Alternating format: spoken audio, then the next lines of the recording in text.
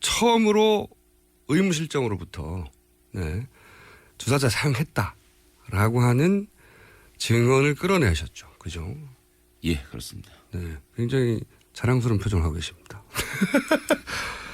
워낙 자랑스러운 일이라 스튜디오에 직접 이 바쁜 와중에 나오셨는데. 일단 근데 사실 뭐 스타, 뭐 자랑스럽다, 박수 받는다 이런 말씀이 굉장히 부담스럽거든요. 이런 전대미문의 국정농단 사건에 있어서 저희가 실체적 진실을 국민들께 보여드려야 되는데 그 보여드리는 과정에 있을 뿐이고 우리 국민들이 새누리당이 공범이라고 얘기하고 있습니다. 네. 이런 상황에서 우리 국민들의 그나마 어떤 실체적 진실을 보여드리는 것만이 저희들이 속죄할 수 있는 길인데 그 부분에 대해서 좀 노력하는 게 박수 받을 일도 아니고 뭐 즐거울 일도 아니고 스타도 아니고 저는 좀 정말 죄송한 마음으로 지금 국정조사를 임하고 있다는 말씀드립니다. 경선 모드까지 점수를 2배로 얻고 계신데. 자, 일단 못 들으신 분이 계실 수 있으니까 저희가 청문회 장에서 오고 갔던 대화를 잠깐 들려드리겠습니다. 김재열 사장, 제1기획이 동계 스포츠센터에 16억을 지원할 때 조금 전에 진술했듯이 김종 차관을 만날 때 제1기획의 사장들과 만났다. 그래서 김종 차관의 제안이 의미가 있는 것 같아서 16억을 후원했다. 이게 답변의 요지 맞습니까? 김종 전 차관을 만날 때 제1기획 다른 사장분과 같이 만났고. 잠깐만요. 네. 그룹 차원의 간부입니까? 아니, 지금 저 원칙적으로 저는 그런 제안을 한 적이 없습니다. 없습니까? 네. 없어요? 네. 김재열 사장, 위증했습니다. 배곡 주사, 태반 주사, 감초 주사. 예, 이게 청와대로 반입된 건 맞죠? 맞습니다. 그러면 어떤 목적으로 사용하셨어요? 그러면 배곡 주사, 태반 주사, 감초 주사가 대통령께만 시술된 겁니까? 그렇지는 않습니다. 대통령 외에 예. 청와대 직원 중에 이런 주사를 줘야 될 사람이 있습니까? 누굽니까? 대통령 건강에 관련된 사항이 아니 그러니까 나오기 때문에 대통령께 이 세 가지 주사가 나와진 건 맞죠? 필요한 처방에 따라 처방되었습니다. 저희가 짧게 정리하다 보니까 충분히 전달이 안 됐는데 이선 의무실장이 사실은 다른 사람도 썼다 대통령에도 라는 태도를 일관하다가 결국은 사실상 대통령에게만 처방한 거를 처음으로 인정해서. 아니 그게 네. 요거 이제 이렇게 영상이 없으니까 이야기 힘드실 텐데 이 의무실장이 대통령께 이런 배곡 주사, 감초 주사, 태반 주사를 놓지 않았다라고 일관을 했거든요. 처음에는 그랬죠. 그렇죠. 그런데 갑자기 좀 흔들리는 모습이 있더라고요. 계속적으로 아니 상식적으로 청와대에서 태반 주사나 배곡 주사를 대통령 외에 직원들한테 줬다는 게 말이 됩니까? 말이 안 되죠. 청와대 복지는 그렇게 좋은 건가요? 네. 그래서 그걸 몰아붙이니까 대통령께 피부 미용이 아닌 네. 용도로는 시술한 적이 있다. 네. 이렇게 얘기가 진술이 나왔거든요. 처음으로서 나왔죠. 그렇죠. 그래서 사실은 이 진술이 왜 중요하냐면 지금까지 태반 배곡뿐만 아니고 다른 처방에 대해서도 전혀 대통령이 인정하지 않았기 때문에 이 부분의 신뢰성이 깨졌다. 네. 그러니까 청와대의 어떤 그 의무실에 관련된 그 신뢰가 깨어졌다는 게 하나 있고요. 두 번째는 이런 사실은 뭐 안티에이징이나 피부 쪽에 그 주사들을 하는 게 맞지 않습니까? 배곡 주사나 뭐 감초 주사가. 그런데 그것을 환자가 아닌 다른 사람에게 처방한 적도 있다라는 얘기가 나왔어요. 네. 그럼 상식적으로 대통령에서 맞는 주사를 일반 하위 공무원이나 비서들이 맞지는 않지 않겠습니까? 네. 거기에서 또 보안 손님 얘기가 나오는 것이고. 그렇죠. 보안 손님 얘기도 그러나. 제가 두 번째 부분 대통령께서 이 주사를 처방받았다는 거는 드러났고 그럼 그 외에 극소수의 인물이 이 주사를 맞았다는 거거든요. 대통령 한 사람만 맞았다고 하면 부담될 것 같으니까 대통령에 몇 사람 있다고 말이죠. 그럴 수도 있는 것이고 네. 또 다른 분이 있다고 볼 수도 있는 것이고 이 부분은 일단은 저희가 다음 주 청와대에 방문 조사를 합니다. 그때는 의무 기록을 좀 볼 수가 있고 네. 두 번째는 제가 요청한 부분이 어떤 부분이 있냐면은 개인적인 의무 처방에 대해서 이게 비밀이면 김아무개, 이아무개, 그 이아무개는 무슨 수석실 이렇게라도 다른 맞은 사람. 그렇죠. 네. 다른 맞은 사람을 처방을 보여달라라고 했으니까 자료를 한번 기다려보죠. 네. 저희가 약간 부족하니까 본인 스스로 자기 입으로 자기 자랑을 방금 하셨고요. 예리했어요, 근데. 이 청문회를 지켜보다 보면 그 의원 개개인들의 실력이 나오거든요. 나올 수밖에 없거든요. 짧은 시간 내에 얼마나 증인들을 제대로 정확한 포인트로 몰아가는가. 눈에 자꾸 띄셨어요. 저희가 아니 근데 자꾸만 네. 제가 이제 몰아붙이니까 너무 사람을 몰아붙이는 거 아닌가라고 말씀을 하시고 또 제가 개인적으로 네. 그렇게 사람과 대화할 때 우리 김어준 앵커하고 제가 지금 대화를 나오는 있지만 막 몰아붙이지 않잖아요. 그냥 남의 얘기를 잘 들어주는 스타일인데 몰아붙여도 돼요. 사실 이번에 청문회를 하면서 네. 제가 이렇게 좀 끝까지 집요하게 몰아붙인 거는 너무 속상한 거예요. 그렇죠. 다 드러나는 거. 아니 우리 국민이 다 아는 거를 너무 뻔한 거짓말. 아니 그러니까 사실 뭐 이거 다 드러났어요 정황이. 근데 예 죄송합니다라고 하면 또 우리 국민들이 또 얼마나 마음이 좋습니까? 근데 아무리 정황을 들이대고 아무리 포위를 하고 아무리 얘기를 해도 죽어도 안 했다 그러니까 그게 너무 속상했어요. 그러니까 조그만 것도 아무것도 아닌 거. 사실 대통령께서 피로 회복 위해서 조금 이렇게 피부를 탄력을 주기 위해서 회복을 하기 위해서 그런 태반주사 맞을 수 있잖아요. 그거 솔직히 얘기했으면 이렇게까지 얘기가 증폭되지 않지 않겠습니까? 그러니까 의혹에 의혹을 낳는 오히려 세월호 7시간 같은 경우에도 더 적극적으로 청와대가 나서서 해명을 해야 될 거 아닙니까? 모든 자료를 주고 사실 청와대에 어떤 사람들이 들어왔느냐 출입 기록 이거 내놓으면서까지 해명을 해야 됩니다. 그리고 의무시설 또 의료시설 또 어떤 그 처방전 이런 것들도 다 내놓으면서 우리 대통령 이런 거 먹지 않고 이런 거 맞지 않았다고 얘기를 해야 되는 거 아닙니까? 그게 국가기밀이라 그래서 안 주니까 의혹만 징벌될 뿐인데 계속적으로 거짓말을 하니까 이번만큼은 한번 그래도 우리 국민들께 좀 시원하게 사실관계를 좀 확인해 보자 해서 조그만 어떤 그 공간이 보이면 제가 집요하게 좀 물고 늘어진 것 같습니다. 그런데 새누리당 지지자들 혹은 뭐 또 나이 지긋하신 분들 입장에서는 예를 들어서 너무 몰아붙인다도 있지만 야 이것이 보수 진영에 도움이 되느냐 하고 거꾸로 잘했다고 하는 사람도 있지만 그렇게 몰아붙여서 진실을 뽑아내는 것에 대해서 불편해해서 항의하는 분들도 있잖아요. 저는 이렇게 생각합니다. 우리 보수 지지층에서도 물론 방금 말씀하셨듯이 이제 그런 문자도 항의도 문자도 받으시죠? 많이 받죠. 많이 받고 많이 받아요. 네. 또 무조건적 대통령을 사랑하시는 분들이 아니라 그러니까 이 나라를 걱정하는 우리 보수 세력들도 많다고 생각하거든요. 다만 지금 우리 국민들 대다수의 저항이라든지 대다수의 분노 이런 것들이 최순실의 국정농단뿐만 아니라 그러한 국정농단 과정에 대통령의 중심이 있었다라는 의혹들이 있지 않겠습니까?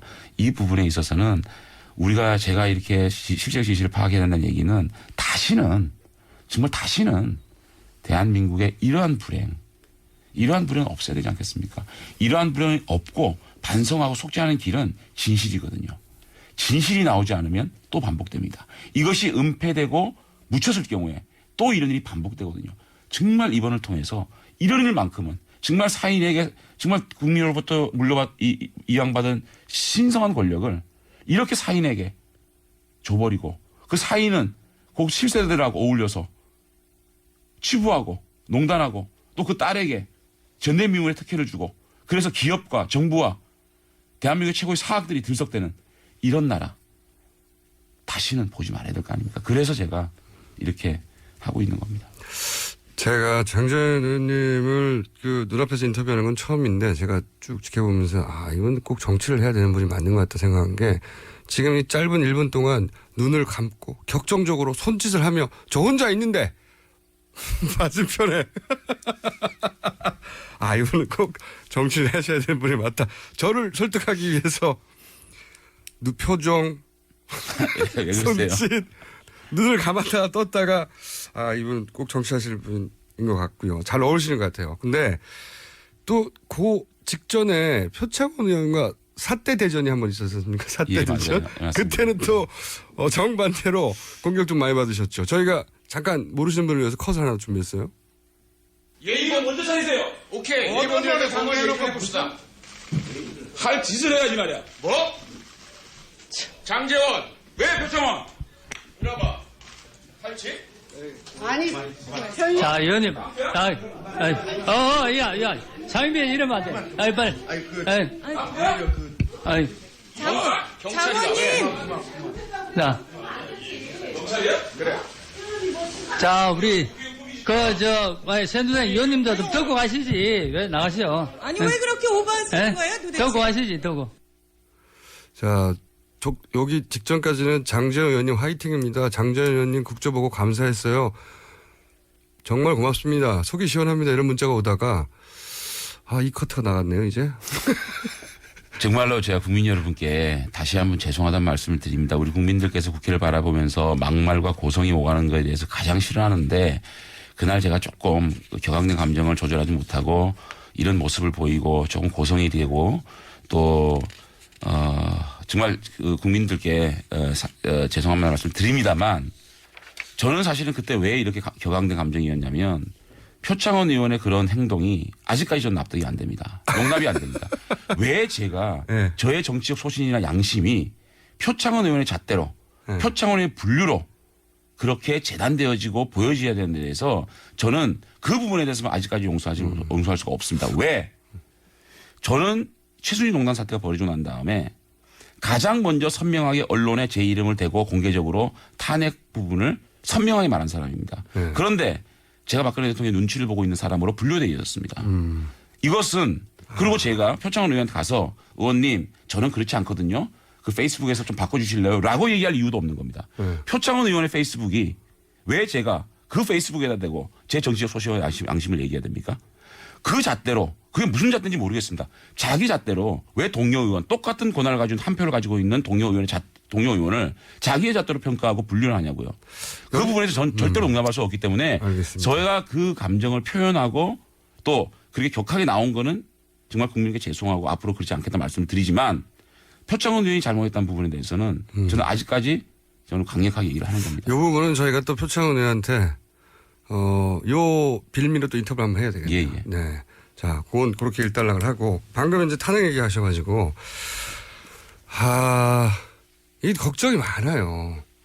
이게 이제 왜냐면은 비박계도 한번 흔들렸다가 네. 다시 전열을 정비했고 네네. 그리고 아직 이틀이 남았지만 최근에 전국은 뭐 아침 다르고 점심 다르고 저녁 다르잖아요. 네네. 그러다 보니까 이게 과연 탄핵이 물론 탄핵이 돼야 된다고 생각하시는 분도 있고 아닌 분도 있지만 여론조사를 보면 뭐 기관들마다 조금씩 다르지만 대부분 70%가 넘거든요. 80% 넘는데. 네네. 이게 압도적인 거거든요. 사실은 탄핵이 꼭 가결돼야 된다는 게. 어떻게 생각하십니까 지금? 근데 이제 비박계뿐만 아니고 이게 새누리당 전체의 문제입니다. 이 탄핵이 만약에 부결됐을 경우에 저희들이 상상할 수 있는 이상의 그럼요. 엄청난 파장이 생길 겁니다. 국민적 저항이나 분노가 이제 국회를 덮칠 거고 맞아요. 대한민국의 선출 권력이 청와대와 국회인데 청와대는 이미 마비된 상태고 국회까지 마비되면 대한민국은 완전히 이제 갈 길을 잃어버린 상황이 됩니다. 이런 상황을 방치할 것이냐는 하나하고 그다음에 처음에 저희가 대통령 3차 담화가 나왔을 때 4월 하야 이 부분에 대해서 야당과 합의를 해봐라라고 얘기했던 부분은 그 당시만 해도 만약에 야당과 합의가 되냐면 탄핵이냐 하야는 선택이거든요. 네. 그렇다면 하야도 정치적 일정을 정확하게 제시한다는 측면에서는 뭐 괜찮은 거 아니냐. 옵션이 될 수도 옵션이 있다. 될 수가 있다는 생각에서 탄핵이냐 하야에서는 하야의 무게를 뒀는데 그것을 야당이 합의해 주지 않는 순간 탄핵이냐 아니냐로 가는 겁니다. 예. 야당이 합의를 안 해주고 상정을 해버렸을 경우에 그거는 선택을 이제 우리가 해야 되는 거 아닙니까? 그리고 새누리당은 지금 자신들이 무슨 정치 일정을 리더하고 또 자신들이 정치인을 내놓고 할 수 있는 자격이 없는 거예요. 그러니까 어떤 안이 나오면 이것을 어떻게 선택하는 문제지 우리가 국민들한테 이런 걸 제시한다? 국민들이 새누리당 공범으로 얘기하고 있지 않습니까? 그건 오만이라고 생각을 하고요. 그렇다면 탄핵이냐 아니냐는 상황이 오버린 거예요. 내일. 그렇다면 탄핵이 오히려 전국을 수습하고 그래도 촛불 민심을 헌법적 테두리 내에서 가지고 옴으로 인해서 그 촛불을 집으로 현업으로 학교로 돌려보낼 수 있는 유일한 길이 탄핵이다. 그렇게 생각이 미치면 저희 비박뿐만 아니라 중도에 있는 의원님들도 냉정하게 이 사태를 바라보고 동참해 주지 않겠느냐라고 조심스럽게 저는 생각해 봅니다. 새누리당에서 몇 표 나올 거라고 생각하십니까? 탄핵 찬성. 얼마 전까지는요. 얼마 전까지는 저희가 비상시국회를 만들고 계속해서 저희 대표자와 제가 이제 실무자 연석회의를 하면서 그분들과 많은 대화와 토론과 고민과 함께 왔는데 그런 분들은 저는 찬성할 거라고 보고요. 네. 그다음에 일반적으로 저희들이 중도에 있는 여러 의원님들 이렇게 말씀을 나눠보면 저는 200표의 탄핵 가결 수는 넘는다. 넉넉하진 않지만 상당히 가결하는 데는 문제가 없을 정도의 의원 수는 있지 않겠느냐 이렇게 봅니다. 통과는 될 거라고 보시는 거네요. 그렇습니다. 네. 조심스럽습니다. 근데 이제 그 친박 입장에서는 탄핵이 되면 그 자신들에 대해서 정치적 사형 선고라고 받아들이는 것 같아요. 그래서 저희가 이제 보도하기로도 뭐 2인 1조 얘기도 한번 했었고 2인 1조의 협박이 있는 것 같다. 제보에 따라 보니 그런 것도 그런 얘기도 했었고 실제 보니까 그런 압력이 이현 의원이 있었던 것 같다는 저희가 얘기도 들었다고 들었다고 얘기했는데 뭐 이렇게 보이지 않는 손에 대한 얘기도 있지 않습니까? 그때 의원총회에서 수도권 초선 의원 한 분이 저희들에게 보이지 않는 손이 없다고 말할 수 있습니까라는 얘기를 아주 솔직하게 하시더라고요. 의원총 공개적 발언으로. 그걸 보면서 느낀 게 뭐 저한테는 그런 전화나 의원님은 입당을 워낙 일찍 정하셨으니까요. 전혀 없는데 정말 이럴까. 이건 아닌데 정말 이렇게 대한민국에서 가장 중요한 일에 국회의원으로서 이 현재의 국회의원으로서 자신의 소신과 양심에 따라서 이건 해야 되는 겁니다. 어느 누구도 그 국회의원에 대한 어떤 탄핵 표결에 대한 찬반을 강요하거나 또 얘기해서는 안 됩니다. 근데 보이지 않는 손이 없다고 할 수 있느냐는 공개 발언이 있었다는 거죠. 그렇죠. 이쪽에서. 의원총회에서 있었습니다. 뭔가 있겠네. 안타깝고 정말 지금이라도 중단해야 됩니다. 근데 그게 이제 2인 1조가 실패했다면 이제는 뭐 맨투맨으로 붙어서 조금 유연한 방식으로 회유하거나 설득하거나 읍소하거나 기타 등등의 방식이 있지 않을까요? 그럴 것도 같은데. 근데 의원님도- 그런 일이 있다 하더라도 네. 우리 새누리당 의원님들 또 특히 이번에 있긴 있군요. 처음으로 국회의원에 들어오신 분들이 이 순간에 대한민국을 생각하고 대한민국이 어디로 가는 게 아니죠. 대통령을 끌어내자는 게 아닙니다. 대통령을 무조건 대통령이 잘못했으니까 무조건 그만둬라 뭐 이런 게 아닙니다. 지금 대한민국을 진정시키고 대한민국을 정상화시킬 수 있고 그래도 대한민국을 이 촛불을 수습할 수 있는 유일한 길이 탄핵이거든요. 탄핵이라는 게 이름이 조금 무서워서 그렇지 사실상 대통령이 모든 거친 문제를 헌법재판소에 맡겨놓고 이제는 조용히 헌법재판소의 결정을 기다리면서 국회에서 수습하는 얘기이기 때문에 이렇게 합리적인 어떤 논리, 합리적인 어떤 주장들이 저는 좀 중도층에 있는 의원님들은 그러한 모습 또 그러한 보이지 않는 손에 저는 흔들리지 않을 거라고 또 부탁도 드리고 싶고 또 그럴 거라고 생각합니다. 제가 궁금한 건 그 이후로 이제 좀 유연하게 1대1의 방식으로 이렇게 연락 오고 이야기하고 꼭 이렇게까지 해야 되겠냐고 그런 거 있죠, 시도들이 좀.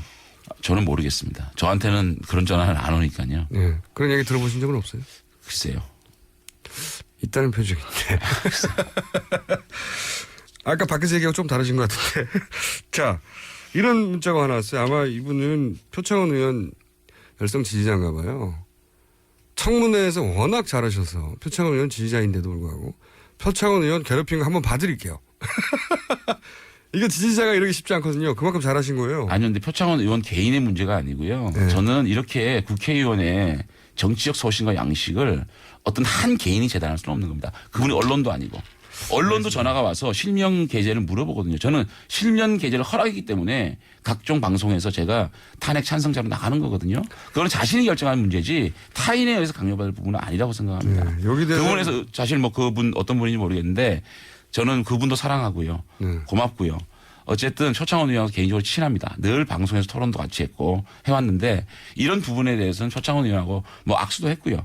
그래서 그런 부분은 화해를 했습니다. 다만 서로 이런 방식 정치를 대한 방식이 틀린 거잖아요. 그래서 개인적인 어떤 표창원 의원과의 감정은 아니라는 말씀을 드립니다. 알겠습니다. 저희가 첫 번째로 꼽은 청문회를 제대로 스타라는 표현을 쓰지 않을게요. 제대로 청문회 정신에 맞게 질의하고 성과를 낸 의원으로 저희가 첫 번째로 선정하신 분이고 이제 탄핵 의결이 내일인데 만약에 탄핵이 가결이 안 되면 다시 한번 제일 먼저 불러서 혼을 내줄 분으로. 알겠습니다. 자, 스튜디오 직접 나오셨습니다. 바쁜 와중에도 오늘 말씀 여기까지 듣겠고 자주자주 나와주십시오. 고맙습니다. 자주 불러주십시오. 네, 지금까지 새누리당의 장재원 의원이었습니다.